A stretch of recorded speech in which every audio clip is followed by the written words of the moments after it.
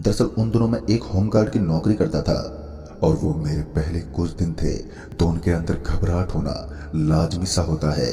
पहले दिनों में मेरे अंदर भी एक घबराहट सी महसूस हो रही थी, लेकिन मैं अपने आप को संभालता रहा। उन दिनों हुआ कुछ ऐसा था कि अचानक ही मेरी गवर्नमेंट जॉब लग गई थी, जिसकी मैंने कभी उम्मीद तक नहीं की थी। अचानक ही होमगार्ड में इस तरह मेरी जॉब लग जाना, ये बात तो मुझे भी काफी ज्यादा हैरान कर रही थी। लेकिन उसके बाद जब मेरी गवर्नमेंट जॉब लगी तो मैं काफी खुश हुआ था और मैंने अब ज्वाइनिंग भी शुरू कर दी थी।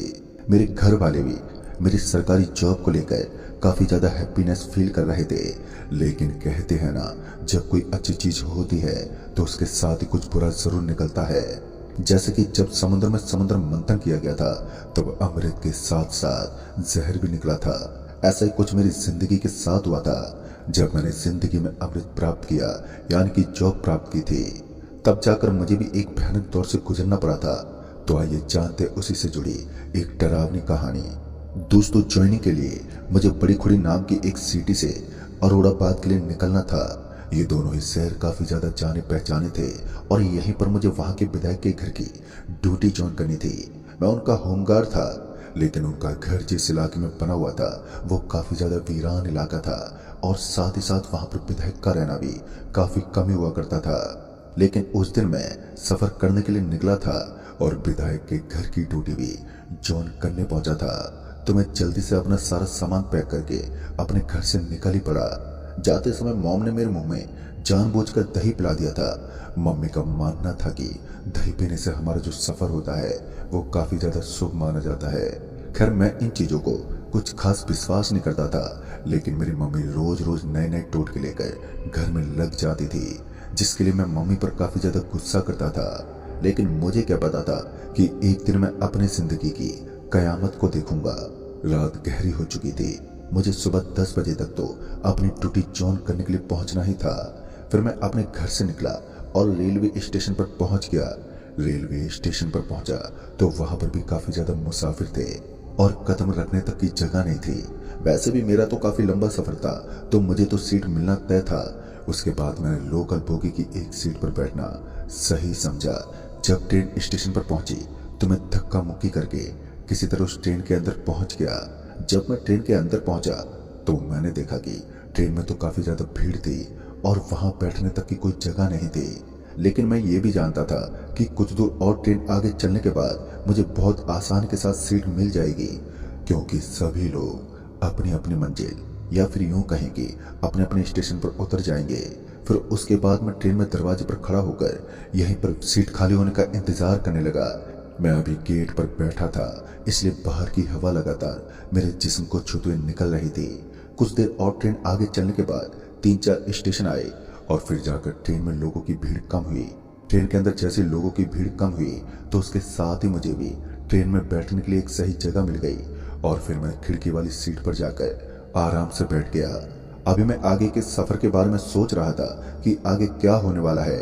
उस समय मेरे पास नोकिया का एक छोटा सा मोबाइल था, जिससे मैं कॉल करके सर को पूछ सकता था कि मुझे किस रेलवे स्टेशन से कहाँ नीचे उतरना है। उसके बाद मैंने ऐसा ही किया। जैसे जैसे ट्रेन बढ़ रही थी तो मैं वैसे वैसे कॉल करके पूछता रहा। रात के लगभग 1:30 बजे के आसपास हमारी ट्रेन एक स्टेशन पर रुकी और मुझे उसी स्टेशन पर नीचे उतरना था। लेकिन हैरानी तो ये थी कि उस स्टेशन से भी वहां का इलाका करीब 70 किलोमीटर दूर था। मुझे तो समझ में नहीं आ रहा था कि भला अब 70 किलोमीटर का रास्ता अकेला कैसे पार करूंगा। फिर मैं उस स्टेशन से निकलकर रोड पर आ पहुंचा। उस स्टेशन के पास ही एक नेशनल हाईवे था। जैसे मैं उस नेशनल हाईवे पर पहुंचा तो मैंने देखा कि उस नेशनल हाईवे से गाड़ियों का आगमन काफी ज्यादा हो रहा था। मैंने सोचा कि किसी गाड़ी के सामने हाथ दिखाता हूं, लेकिन काफी देर तक इधर उधर भटकने के बाद भी कोई भी उस नेशनल हाईवे पर लिफ्ट देने को तैयार ही नहीं था और यही चीज मुझे काफी ज्यादा इरिटेट कर रही थी। तभी मैंने उस आदमी को फोन लगाया जिससे मेरी बात हो रही थी। तो उस आदमी ने कहा, अरे भाई साहब, किसी गाड़ी के सामने हाथ दिखाओ, या तो कोई गाड़ी रोक लेगा या वहां से 5 किलोमीटर आगे एक बस स्टैंड है, तो आप किसी तरह पैदल चलकर उस बस स्टैंड तक पहुंच जाओ और उस बस स्टैंड पर पहुंचकर आप आराम से बस पकड़ लेना। फिर उस आदमी की बात मानकर मैं पैदल पैदल चलने लगा। जब मैंने एक नजर टाइम की तरफ दौड़ाया तो मैंने देखा कि रात के लगभग 1:45 बजने को आए थे। अभी भी 2 घंटे की लंबी रात पड़ी थी। 4:30 बजे के बाद तो वैसे भी हल्का हल्का उजाला छाने लगता है। भला मैं इस बात से कहाँ रूबरू था कि आने वाले ये 2 घंटे मेरी जिंदगी के लिए सबसे खतरनाक साबित होने वाले थे। मैं आराम से आगे बढ़ ही रहा था कि तभी मेरे पीछे से एक बस के हॉर्न की आवाज आई। मैंने पहली बार इस हाईवे पर बस को देखा था।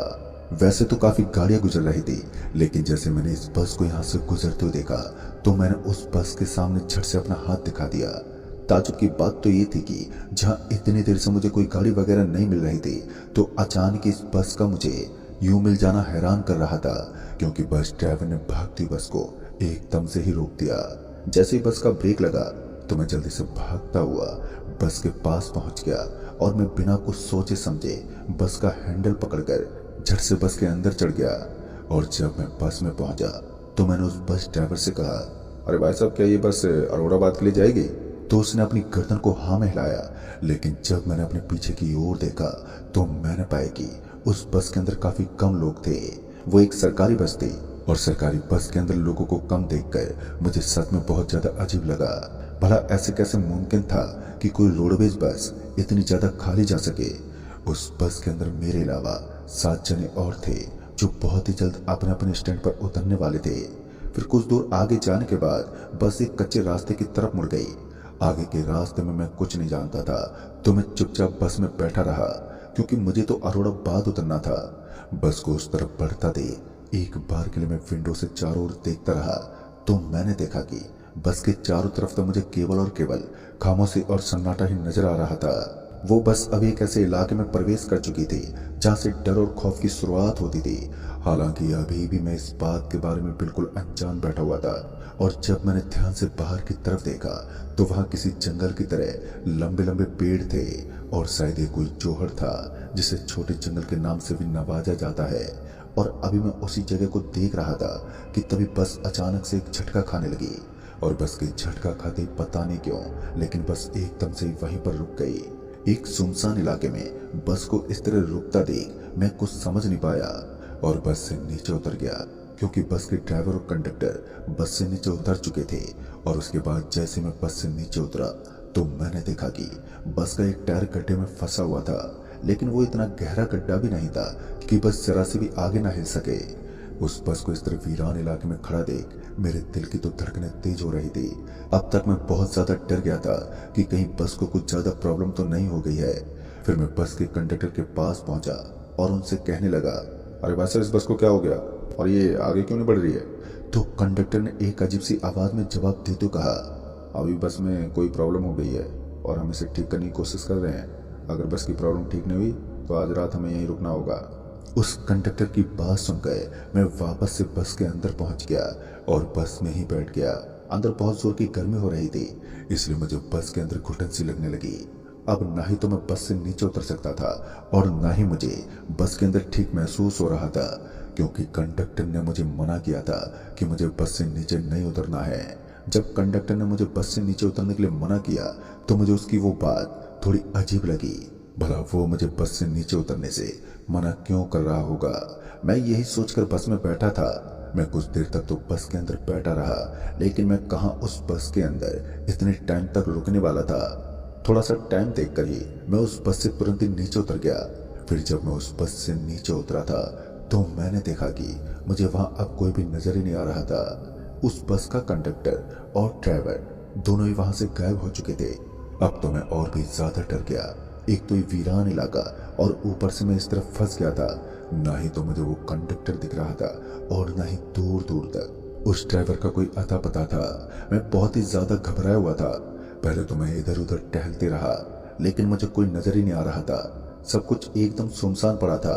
फिर जब मैं थोड़ी दूर बस के आगे वाले हिस्से की ओर जाने लगा तो अचानक मुझे ऐसा लगा कि सड़क के किनारे कोई है जो बैठा हुआ है।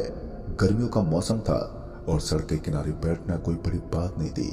मुझे लगा कि पक्का उस सड़क के किनारे कोई तो नजर आ रहा है, इसलिए मैं ये उम्मीद लेकर उस दिशा की तरफ बढ़ने लगा जहां पर मुझे सफेद चौगा पजामा पहने वो आदमी नजर आ रहा था। फिर जब मैं वहां पर पहुंचा तो अचानक ही मेरी नजर वहीं पर बैठे एक आदमी पर पड़ी जिसके हाथ में चिलम थी और वो आदमी चिलम पी रहा था।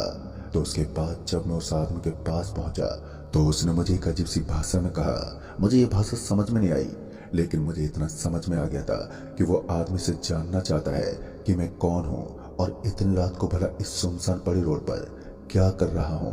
उसके बाद जैसे मैंने उस आदमी से कहा, देखिए भाई साहब, यहाँ हमारी बस खराब हो गई है और अब मैं आगे नहीं जा पा रहा हूँ। बस का ड्राइवर और कंडक्टर दोनों गायब हैं।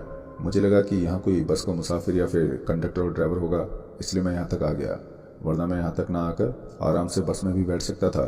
तभी उस आदमी ने कहा, भाई साहब गलत जगह पर आ गए हो आप, जानते हो ये कौन सी जगह है? इस पर मैंने अपनी गर्दन हिलाते हुए उसे ना में जवाब दिया, क्योंकि मैं नहीं जानता था कि आखिर मैं इस वक्त किस जगह पर हूँ और मुझे कहाँ पर होना चाहिए। और फिर उस आदमी ने कहा, जितना जल्दी हो सके यहाँ से निकल जाओ, वरना कुछ ऐसा होगा जो तुम समझ भी नहीं पाओगे और बहुत ही जल्द तुम्हारी जगह, तुम्हारी अर्थी यहाँ से उड़ जाएगी। उस आदमी की बात सुनकर मैं पूरे तरीके से सहम गया था। फिर मैंने उस आदमी से कहा, लेकिन भाई साहब आप कहना क्या चाहते हैं? मैंने इतना कहकर वापस से अपने कदमों को पीछे की तरफ मोड़ दिया, लेकिन फिर मैं ये पूछना भूल गया था कि मैं किस जगह पर हूँ। जब मैं यही बात पूछने के लिए वापस से पीछे की तरफ पलटा तो मेरी आंखें फटी की फटी रह गई और मेरा पूरा शरीर थर थर कांपने लगा, क्योंकि इस बार मैंने देखा कि मुझे वहां कोई भी नजर नहीं आ रहा था। पीछे की तरफ बैठा हुआ वो आदमी अब वहां से गायब हो चुका था। सिर्फ एक ही सेकंड में इस तरह का नजारा देखकर मैं तो पूरा डर गया था, और एक इंसान को अकेले में डराने के लिए इतना काफी होता है। मैंने बहुत बार इधर उधर आवाज भी लगाई, लेकिन वहां चारों ओर अब कोई भी नहीं था। उसके बाद मुझे लगा कि अब तो मुझे यहाँ से निकलना ही चाहिए। उसके बाद मैं सरपट अपनी बस की तरफ भागने लगा। जब मैं बस वाली जगह के पास पहुंचा तो मैंने देखा कि हमारी बस तो वहां से जा चुकी थी, और इतना सब देखते ही मैं तो पूरा गुस्से से लाल हो गया। भला कोई मुझे अकेला कैसे छोड़ सकता था? मुझे इतना जोर का गुस्सा आया था कि मैं अपने शब्दों में बयान नहीं कर सकता। उस वक्त मैं अपने हाथों को ही पीटने लगा। मैं खुद को कोस रहा था, क्योंकि उस ड्राइवर ने मुझे कहा था कि बस से नीचे मत उतर जाना। उस समय मुझे गुस्सा तो बहुत जोर का आया था, लेकिन मैं कर भी क्या सकता था।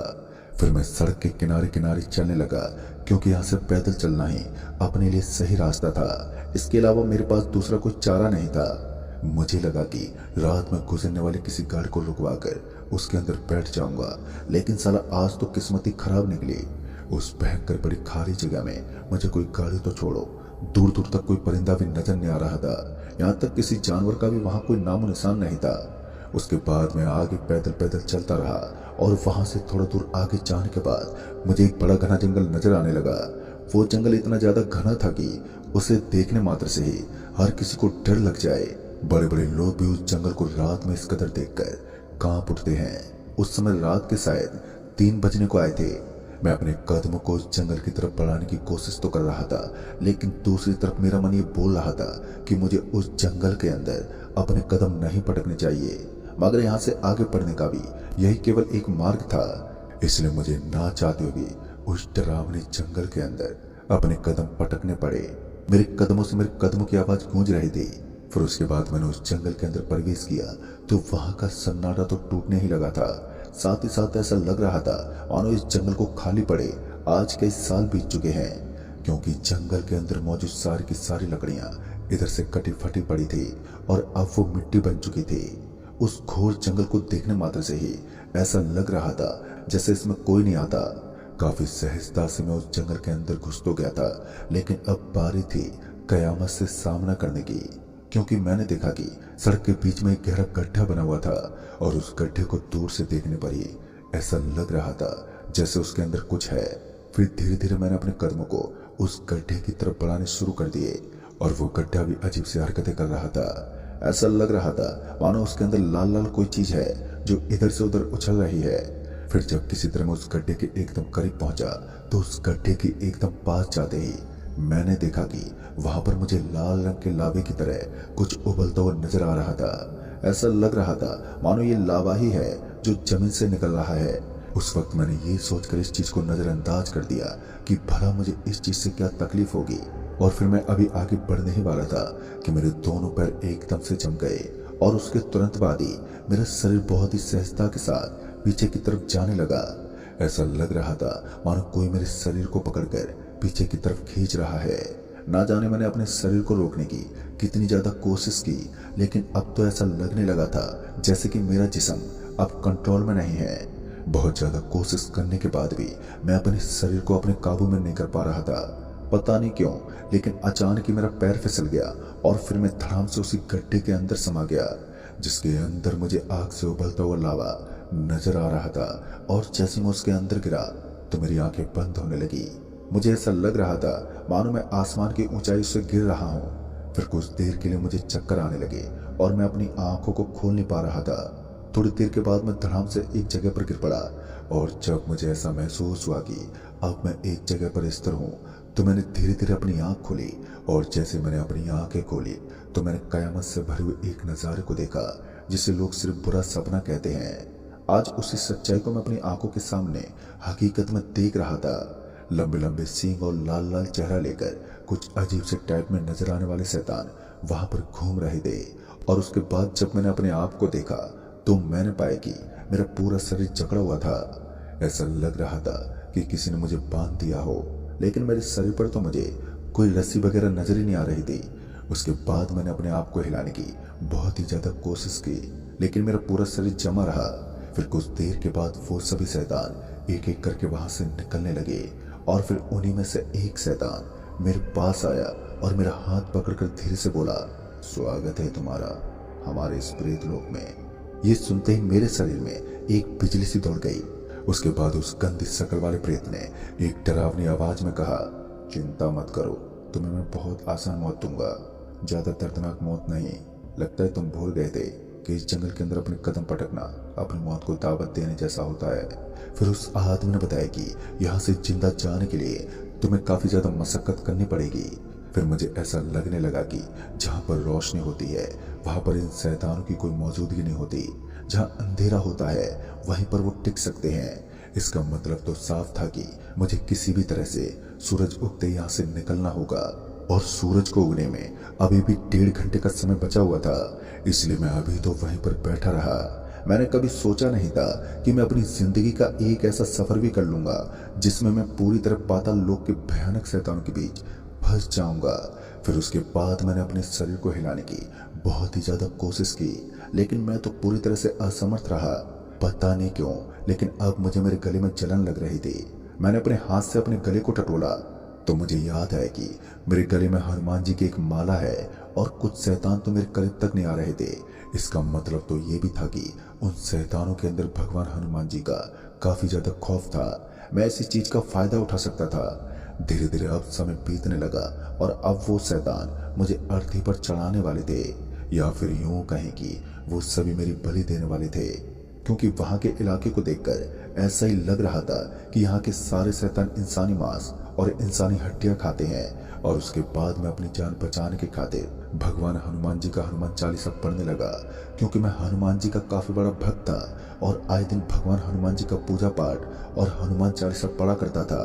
कहते हैं जब हनुमान चालीसा की कथा सुनाई जाती है तब भूत प्रेत को दूर चले जाते हैं।